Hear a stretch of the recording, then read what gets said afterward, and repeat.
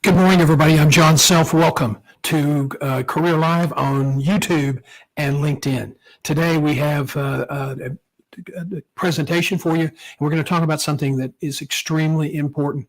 I was really called to talk about this today because in the last couple of weeks, I've run into about 18 executives who were, by all objective standards, qualified, exceptionally successful, great track record, and yet they are really struggling to find another job.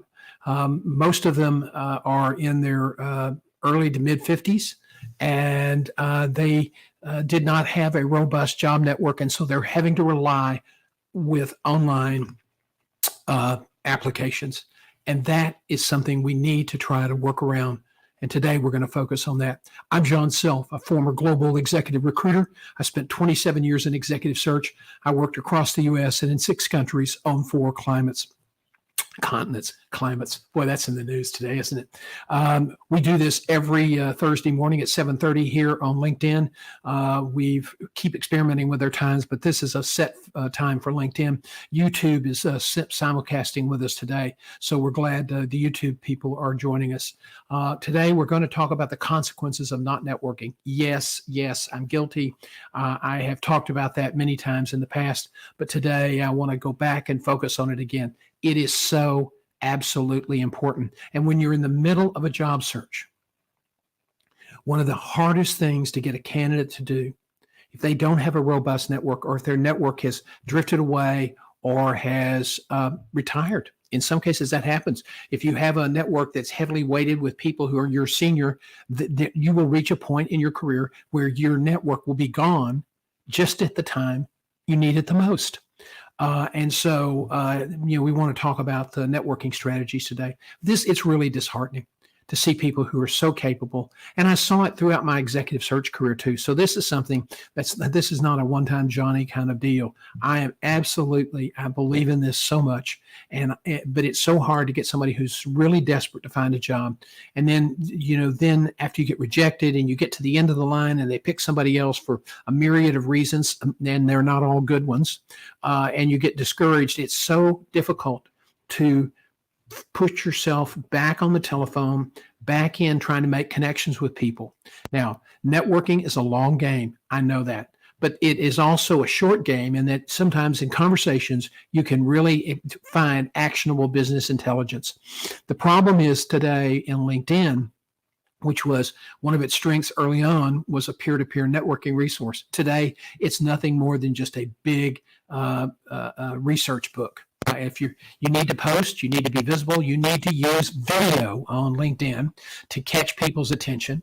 But you also need to use it to find people who are connected to organizations that you would like to work for. You may be working with a coach, and it's okay to ask the coach if they know people in that organization. That's great. That's an important resource. But you also need to use LinkedIn to find out if any of your connections are connected to a company. I had a candidate call a month ago, and he's so frustrated. And he said, "Do you know anybody in this company?" And I thought, no, I don't. And then I looked at his profile, and he had 6 contacts that worked in the same company. So you have to use the resources at hand. And we'll talk about that in a few minutes. If you don't mind, tell me where you're calling or where you're watching today. If you have questions in the chat, let me know.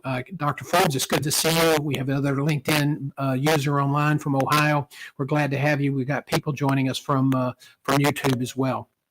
So we're great to have you all. So there are consequences to not networking, and people go, yeah. We've heard this before, but this is really important. You can reduce job search rejections and build career equity for the future. Now, if you're at the end of your career, I know this is a bitter pill to swallow. But if you're looking for a job, you're going to have to work the telephones. You're going to have to work LinkedIn. You're going to have to work everything, including the kitchen sink, because it is just that challenging. No, there are not 9 million jobs available for you. That's a jolt number. It's a reporting number that may not be accurate. In fact, some people would argue that 25 to 30 or maybe as much as 40% of those jobs aren't even active right now. And if you're in the management executive leadership theme area, that niche gets really, really small. So let's move forward today and talk about networking. I think that I've just kind of alluded to this. If you don't do this, you face significant risk of limiting your career advancement and your income. I know dozens of executives right now in healthcare who are on the sideline, who are extraordinarily talented, capable people, and they're on the sideline because their network was really an up network, which means it was weighted to people who were older than they were, who had always kind of moved them up through the ranks, and then they retired. And then this person had a job, needed a job, and was really struggling. LinkedIn user said, I job hunted for over a year. There's a lot of difficulty in getting a job. I feel like I'm firing off my resume into the abyss most of the time. Well, we'll talk about that in a minute. But if you're firing your abyss, if you're not customizing your resume for every job, trying to highlight the keywords and phrases, you can just get ignored. Hey, good to have you as another LinkedIn user. Is a COO in healthcare and in tech. We're glad to have you. I spent 42 years in healthcare. So I do work in multiple different sectors, but that's one that I know pretty well. But you can absolutely face a significant risk if you do not build a network. If you're in your 30s, you're crazy not to do this. It's like buying a house and then not doing anything to the house to increase its value. That's important. If you buy a house, unless you're just crazy, you're going to make investments in that house to escalate its value. Building a professional network that's weighted evenly for upscale, on par, or downscale is really important. Upscale, meaning people that you report to or who are superior to you, peer level people, that's good to have those, and people down from you who can also tell you about organizations, people you've worked with in the past. If you don't stay in touch with those people, you're just missing great opportunity. Networking, there are 3 guiding principles. Based on the brain's capacity to manage relationships, you only have about 140 to 150 people to work with. That's according to Robin Dunbar, a British anthropologist, and you've heard me talk about this before. So you must limit and target your contacts. People sometimes don't network because they see this big industry they're in, and they go, well, where do I start? I don't know where I'm going. I don't know where I'm going to be. How do I network? You got to have a plan. Relationships, not contacts, are objectively more likely to help advance your career. You must convert contacts that you make to relationships. And that's a process. It doesn't happen overnight. Now, contacts may share information with you. Contacts may mention something to you in passing. But if you don't ask and don't engage with contacts, you'll never know. Bonus consideration, I think managers and executives with written, updated career plans are more likely to achieve their goals than those who don't. And that's really important. As I said, every day, hundreds of executives receive job offers, but thousands have their applications ignored or they're just automatically rejected, as our person earlier said. Cover letters, don't send a cover letter unless they request one. Why? Because if you're submitting online, which is the worst way to find a job, the odds are so far against you. But if they don't ask for a cover letter, don't send one because it could screw up the ATS scanning system. Let's see, as businesses increase their use of AI, I think this is going to happen. I mean, I'm seeing in the last 7 years, I've seen automation become so much more sophisticated. And those automation systems are not there to hurt you. They're there to reduce cost and enhance speed. But the average success with online applications is growing from more than 150 to 1 today. So if you submit an application, for every 10 that are submitted or every 20 that are submitted, I think that's a typo, it should be 10, only 7 or 8 are ever seen by human recruiters. It may be 20 resumes today. And why is that? Because now it's not just online applicant tracking, which means scanning your resume that comes in to the website. They are now proactively using scanners to go into LinkedIn. They're paying LinkedIn a boatload of money, and they're searching thousands of profiles in a matter of minutes to find passive candidates. So they're expanding their pool, which benefits them, but it doesn't help you.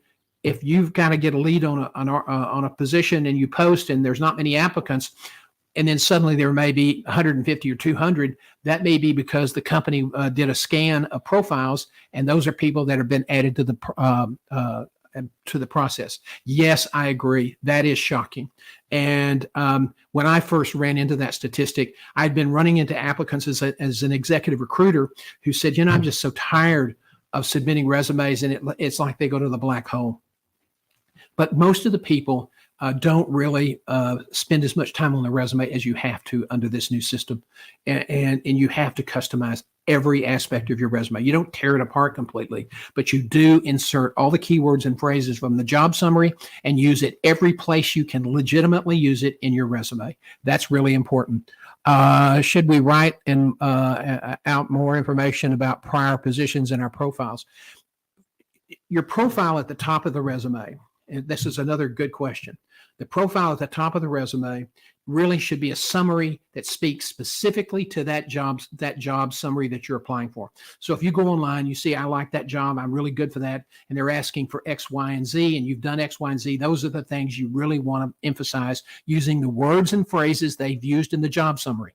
And then you just kind of incorporate that into every element of your resume for the rest of all the other job positions. When they say, if they use certain verbs to describe accomplishments, and you've done that, use that verb to describe your accomplishment. That helps you. Let's see. I'm going to get back, move on now to try to stay on because networking is so important. This is another shocking statistic, and it is something that I've read. I looked in 4 or 5 research papers. 50 to 70% of attractive openings are never published. Of those positions, 70% are filled based on referrals, and that is search firm, an internal source, or a friend of the recruiting organization. So that means you have really 2 choices. I mean, you can depend on a computer with an algorithm that is better today than it was 5 years ago, but it's still not as good as it will be next year or the year after. So there are going to be times that really people who are spot on qualified for a position don't get picked up by the computer. It happens. Okay. That's one of the reasons the odds are bad, but it is so much better than to try to deal with a computer that you can get a friend who knows somebody in the organization or can tell you somebody in the organization, and you go in the side door and give the resume, and side door, figuratively speaking, resume or a phone call, and you submit the resume directly to the either somebody influential in the organization who will pass it on or directly to the hiring manager. That is the most productive, effective way to find a job. If you don't have a network, and if you don't, I'm sorry, but you really created a big hill to climb by not doing that. But if you have a network, this is how you use it. Yes, I saw this the other day and I thought, oh God, if I share that with a couple of my clients who are really scuffling right now, that might send them over the edge. But somebody described it as trying to find a job is like escalating awfulness. Fewer jobs, more intense competition, a limited number of a limited non-professional, a limited non-existent, a limited or non-existent professional network. AI-driven automation of recruiting processes. These are all upending the career norms that a lot of people that are struggling today kind of came up with. And we can say intellectually, yes, we know it's changed, but the truth is we tend to, the default we go to is sending a generic resume with a cover letter, and we don't spend any time networking because we're too busy. And then we get into a job search and it's a disaster. And so, you just can't say, well, I'm too busy and I'm just going to do what I've always done because that works. I mean, I have people that engage me and then they want to argue with me about the way they've always done it always works. And I keep saying, why did you even spend the money? Okay, there's certain tools that you can use in networking. We talk about LinkedIn, and I've done several videos in my YouTube channel on LinkedIn. And I encourage you to go there. It's at Guiding Your Career, John G. Self on YouTube. I think there's 3 or 4 or 5 of those. When you watch videos online, always note the post date. That's important. When was it posted? I don't care if it has 2,000 views or 500 views or 20,000 views. The post date is important, particularly in career management. Why? Because things are changing so fast. Things are changing so fast that if something that was posted 5 years ago makes sense to you, may not be operative today. So look for the post date. The other thing you've got to do is you've got to look at your LinkedIn, your association, civic club, membership rosters, Google, Facebook, and other social media alerts for birthdays and anniversaries. And we'll talk about that in just a minute. Contact management programs to be able to keep all this information in management. That's really important. You've got to also, if you're not a WhatsApp user, you might want to download it to your phone because a lot of people, particularly the newer, younger recruiters, are now using WhatsApp as a communications tool. The organizations don't always like it because that can't be tracked and can't be documented in the system, but that's a hard habit to break for some of the younger recruiters. You need a video email program. I mean, people go, God, I don't want to do video. Video is here to stay. You got no choice. You've got to do this. It helps differentiate you on your website. If you just record a short video about who you are and just a generic kind of professional summary statement, please do not use seasoned. Please do not use experienced. You are experienced, but sometimes those terms will reflect age. I'd like to get it in the chat to find out how many of you, what age do you think the age discrimination kicks in?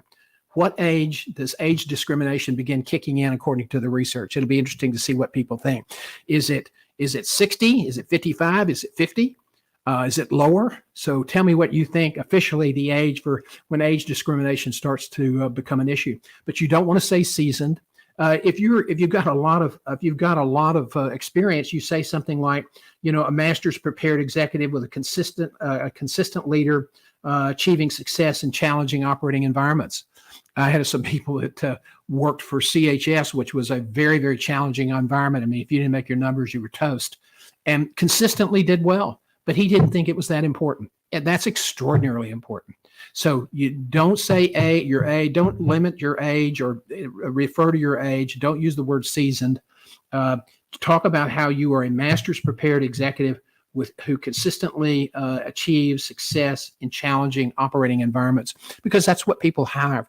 The one 50, no, that's not right. 30, that's a little low. The official age that age discrimination starts kicking in, according to government studies and government investigations of age discrimination, is 45 years old.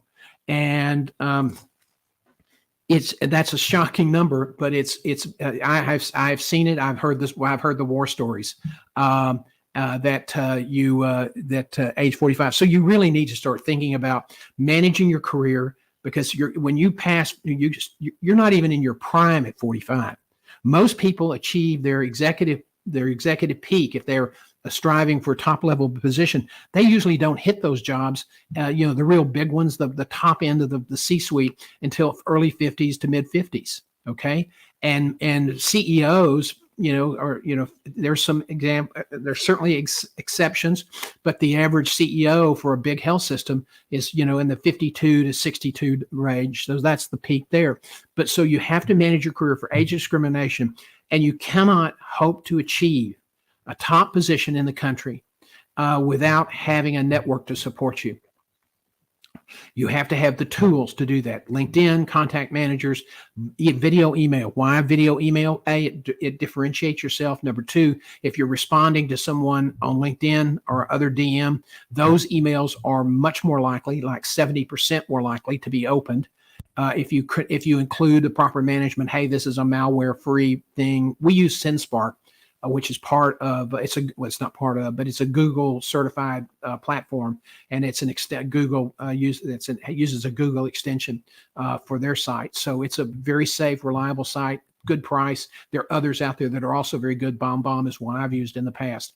But the other invaluable aspect of using video on your website and in some of your emails is follow-up. Not all, but just strategically placed, is that people will remember 90% of a video email message versus a traditional text message.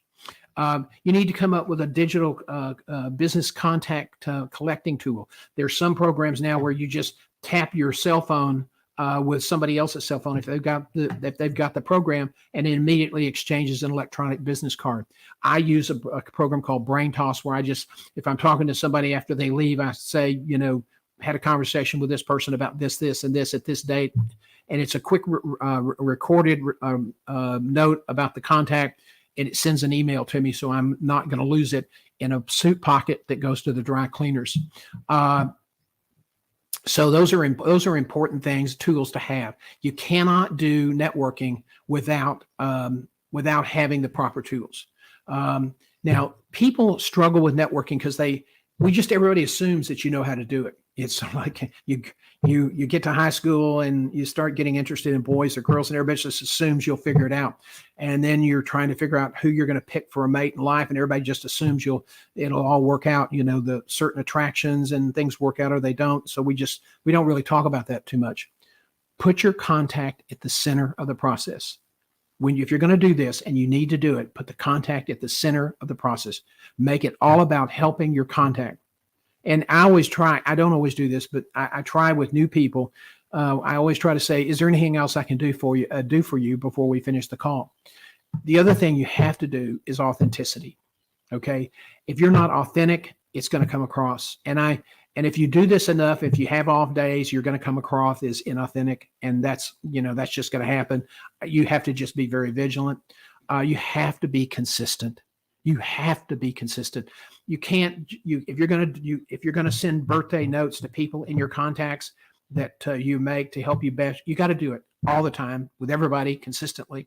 If you're going to compliment somebody on getting a job promotion that you read about on LinkedIn, or you saw it in industry trade publication, you need to be consistent with that and do it so that person that gets these notes from you sees consistency, they see authenticity. Now, I ask another question: when do you start networking? And it's an interesting thing. Somebody asked me several months ago. He said, "Okay, I got my offer. When do I need to start networking?" I said, "Yesterday." Well, I just got a job yesterday is the answer. You never stop networking. Now, you certainly focus on your new job. You lay an onboarding plan. You get help doing the transition. That's really important because the failure rate for new positions across the U.S. is extraordinarily high. Not necessarily just in one industry, but it's across all industries. Managers to the executive level, internal and external recruits. The number's between 50 and 70% that fail within the first 2 years. So you want to focus on doing a good job with the new job, but you also need to start expanding your network, building your network. And with networking, you have to feed and weed the garden, which means there are going to be people in your network that have been senior to you, who helped you earlier in your career, and they pass on. Well, you need to take them out of your network, It's not always you won't always reflect in LinkedIn. So, I always say, in LinkedIn, it's very easy. You can be sending messages to somebody who doesn't respond, and they don't respond because they passed on. But families just don't know to take stuff down. And there's no other logical way to accomplish that. But you have to be consistent. You have to do it repetitively. You have to be authentic, and you can't just stop and start. People think, well, if I'm getting ready to change about 6 months prior, that'll be enough. No, it won't. A network is something that needs to be maintained all the time, and it needs to be fed and updated.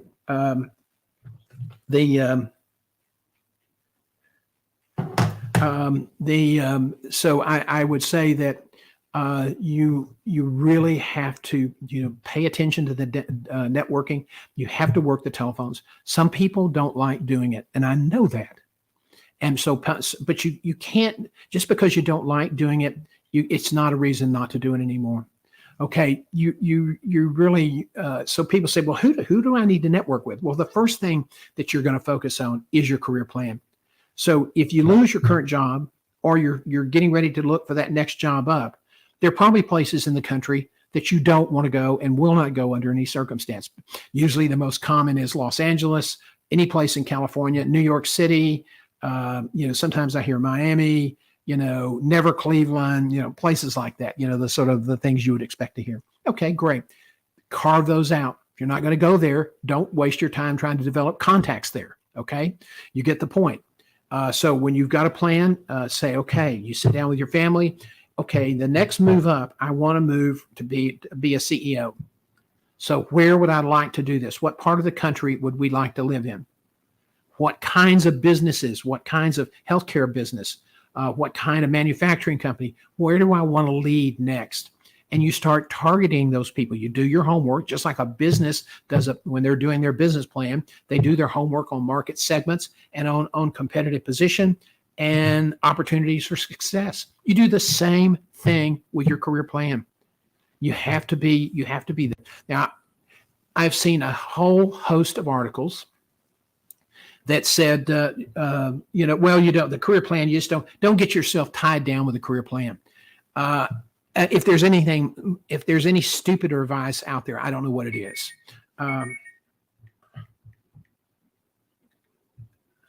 Some people don't know that we're on the air. Sorry about that. Here, you need to have a career plan.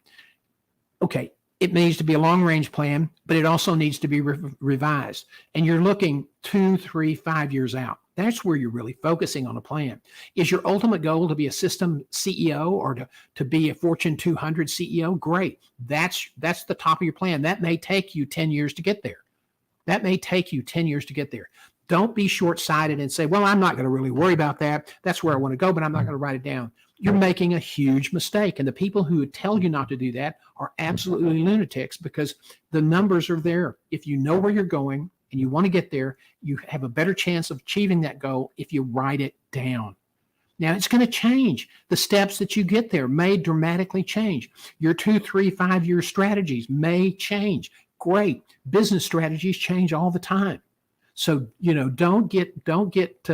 if you don't want to do it, don't allow somebody else, don't use that as an excuse, because that's a lame excuse. Write it down and then use that plan to target where you want to be. That's really important. And then start investing your time, because you've only got about 140 to 150 names you can work with, because after that, it's really difficult to maintain those connections. And if you don't maintain the connections, it's hard to convert them to relationships. And understand this, you're not going to convert contacts to relationships on LinkedIn. You may start there, you may identify them as a contact there, but you need to figure out a way to get it off LinkedIn, not to Telegram, not to WhatsApp or something else, but to get it into a meaningful relationship as quickly as possible. It is a marathon. It's not going to happen overnight. But if you know that person that you've connected with is going to be at ACHE, look for them at ACHE, which is the American College of Healthcare Executive Congress. Usually about 5,000 people show up for that, usually senior leaders. and look for them. Try to have coffee. Have a plan when you go to business meetings, whether it's local people, regional meetings, or national meetings. Have a plan for networking. Don't just show up and eat soggy shrimp and try to pass business cards while you're balancing your wine and your shrimp and your cell phone. That's not a plan. That's just reaction. And if you want to know why people struggle in their careers, sometimes it's because they absolutely do not invest in networking. They don't even give it a second thought. Well, it'll just happen. No, it won't. Now, are there people who are moving up in their careers that don't spend any time networking? Yes, they are. And most of them are younger in their careers right now, but that will come back to haunt you later in your career if you're not careful. Okay, so don't not network. So these are some issues that I think these are people that you can connect with. People say, well, how do I come up with names? People that are local. If you're committed to a local area, then get to know everybody in your industry in that locality. Okay, local, regional, or national meetings, industry leaders, our salespeople, consultants, employees within other competing organizations, friends of friends within the industry, speakers. If somebody you really enjoyed their speech, go up front after it's over with. There'll usually be a crowd. Be patient. Just say, "I'm so and so. I really enjoyed your presentation. Is there a way I can follow your other publications online?" They'll say, "Yes, I'm on LinkedIn, or I'm on this or that." Go follow them. And then work. If it's important to build a relationship, then work on it. And you do that by, if they have a birthday, sending them a card. It may just be, don't send that lame LinkedIn thing that says, "Hey, John G." G is my middle initial. "Hey, John G, happy birthday." Everybody in God's green earth knows that you just clicked a button. If you're going to go to the effort to click a button, do it in a way that's going to be meaningful. We use something called paperless post. We also sometimes we use a video. I have a video that I send out, a DM video. "Happy birthday" from the team. Appreciate it. It's kind of got some music with it. These are not hard to produce. And we're working on a course to add to our community program to talk about how to go about building a video capability. And it's not that hard. If I can learn how to do it, anybody can learn how to do it. And so that's something you're going to have to do. Videos really, really important. So there's sort of outlines. I'll post this in our community later today. Again, we have a new program. I've gone from traditional coaching to online coaching, and although I've had success at every level, we realized there were a lot of people who didn't want to invest the time in their career because it was, quote, too expensive. So now we've created a community. There's a small monthly membership. There's no contract. Every month you pay the membership. If you think you're getting value, you renew or you opt out every month, and then you're done. So there's no 2, 3, 6, 12-month contract. And we'll be adding new contact to our community site every month. All of the core courses in our outplacement service are included in that price. If you want custom coaching, then you pay an extra fee. But it's based on your needs. So we're trying to create flexibility. We're creating a whole catalog of management, leadership, and recruiting articles. And that's going to be added hopefully this weekend. When we started this, we had all this stuff and we said, okay, that's a good product. And then when you launch it, there's all these things that just fall in on you and you go, oh my God, didn't consider this or that. So it's somebody sent me an email the other day and said, "Hey, I thought we were going to do lunch and learn on the first Wednesday of the month." He was my first member, and so we said, "Yeah, but that was going to start in November." So November 7th is the first lunch and learn, and it will be at noon. And everything that we do that's live will be recorded and available in the community, so you can go back and replay them. So that's something. When we do the lunch and learn, I don't know if we're going to require a sign up or not, because if you're a member of the community, it's free to you. So that's something that we think we want to consider. If you have any more questions, I'm happy to sit around for a few minutes and take those questions. Let me see. It's definitely there for one earlier with family planning years. I think that's really true. I've said this in the past, and sometimes I'm very careful how I word this, because I don't want to be, the fact that I'm a male and had certain privilege early in my career because I was a white male, and I know it. I always try to be very careful, but one of the biggest struggles that I see in careers is that people come together, they fall in love. That's a powerful, powerful, that's a powerful event. And then they get married and they talk about, yes, we'll have a family. We're all going to be happy. We're going to have kids and blah, blah, blah. And there are so many details that get plastered over, not the least of which is career. So if you're dating someone and you really like each other, you need to have that conversation about what you want to do with your career. If you are a woman and you want to be a Fortune 200 or Fortune 500 CEO, that's going to require a lot of work. It's going to require some relocations, and it's going to require some sacrifice. So you need to sit down with your spouse or partner to talk about how that can be accommodated in the relationship. If you don't do it, that's a mistake, because it will create problems. And I have seen people who've had their careers just sabotaged because of major conflicts, a lot of pressure. If you don't do this, I'm not going to stay with you. Okay, I won't do it. And then they end up staying on the sidelines. And it was all something that could have been avoided if the conversation had happened earlier in the relationship. So women, you're expected to have children. You're expected to run the household, all of those other things. You can do what you want to do. Don't let society trap you into a role model that doesn't fit with your needs, doesn't fit with your DNA, if you will.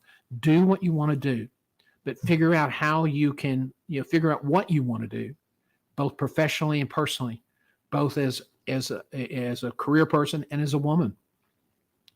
There are ways to accommodate that. There's a great book Gay Gaddis wrote about famous cowgirls and how they accomplished great things in this country, and Annie Oakley and people like that. It was a kind of an interesting concept for a book. But her concept about work-life balance, she was very, very successful in balancing her career as a mother and as the leader of one of the largest women-owned advertising agencies in the United States. And Gay Gaddis, Gaddis, I believe it is. It's the book's on Amazon. It's a great read. Maybe buy it for your daughter for Christmas. It's a great book. I recommend. Gay was an advertising executive who did work for my company, and she's just brilliant and strategic. She's now retired and does a lot of painting and artwork. And a big UT alum, but she's written a good book that your daughter might enjoy. So I was kind of off in the swamp. Let's see any more. Let's see. Don't see any more questions today. Thank you all. It's a good crowd today. I appreciate it very much. I'm just learning video, just like many of you are. So we hope to be able to master this technology a little bit more. We've changed our streaming service so it has more options. So you have to be able to do the presentation and be the technical director at the same time. And for an old dog, that's I'm having to learn new tricks. But we are moving into a more dramatic phase in career management. The next 3 to 5 years, AI is going to make a huge leap forward. Huge leap forward. I was watching some interviews the other day with Mark Benioff, who runs Salesforce.com. And the concept was, look, ChatGPT's out there. It's a toy. It was put out there so people could experiment it, play with it, and kind of learn about what its capabilities were. But it was also put out there so to try to blunt any fears about what artificial intelligence, how this automation could affect business. And for that, to a certain extent, I think it's been successful. His comment was, listen, AI is already so much further along than most people realize. It's so much further along. There are online, how many of you have had online interviews where you just recorded your answers to certain specified questions? You're going to soon, within 3 to 5 years, there's going to be another recruiter asking those questions. But you're not going to know if that's a real person or not. That's how sophisticated it's getting. And you're going to be talking to somebody on the telephone who's asking questions. That may not be a real person. As it becomes more sophisticated, more and more of the recruiting process is going to be automated. So you have a choice. You can deal with the automation, and you're always going to have to deal with that. Okay? But you can deal with that. Or you can also find the side door to an organization and get referred inside to the decision maker. You're still going to have to deal with some of the automation, but that's a better odds. Those are much better odds. If you look at 150 to 1 or 200 to 1, and within 5 years, the odds on a good executive job may be 250 to 500 to 1. But if you get referred inside either through a recruiter or someone who's a trusted person in the organization, it drops to 16 to 1. And that's the better odds. And so you need to really think about that. I've done a lot of work on networking. I've been networking for sales. I've networked for my career, and there are some similarities and there's some differences. But it is a way of life, and you have to do it. And you can't say, well, I'm too busy. Doing a good job should count for something. Okay, it does. You did a good job. You made a good salary. You got bonuses that accounted for something. But will it help you move on to your next job? It depends on how visible you are. If you're not a household brand and you run a 250-bed hospital in a remote Wyoming community, remote, everything in Wyoming is remote. But if you're in a remote state and you run a nice business and you've been very successful, there are recruiters that may not even know you exist. You may run a great manufacturing facility. There are going to be people that don't even know you exist. So if you're going to depend on just your performance to propel your career forward, then you better have your career brand better be a household name because it's going to get down to that. There's going to be more competition for the best jobs. Yes, they will pay better, but there's going to be more competition. And I would much rather use a human being to help me advance my career than to rely on a machine solely. So if you're looking for a job, you have to use them. You have to go online if you don't have a robust network. But I have a couple of clients that are really moving along with career prospects because they've had a good network, and most everything that that they're looking at, they've been called about. And so that's a lot better. That's a lot better way. You may have to do both. Now, one thing I want to add at the end, you may or may not receive one of these LinkedIn mails, the little round LinkedIn picture at the top, and there's a face in the photo slot, and it's from a recruiter. That's a real recruiter, and the recruiter will say something like, "Your name was identified in a search, and we would like to talk to you about this.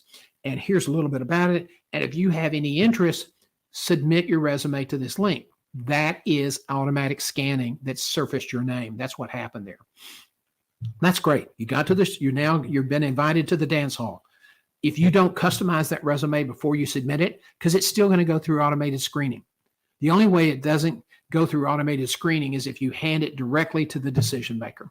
So that's why networking is so important, and it's going to be a lot more important in the future. I'm John Self. We've run over a little bit today. I hope this has been meaningful. If you have ideas or things that you'd like us to focus on, please email me at john@johngself.com, john@johngself.com, and we'll try to answer your questions or create a presentation that will address those issues. Thanks so much for watching.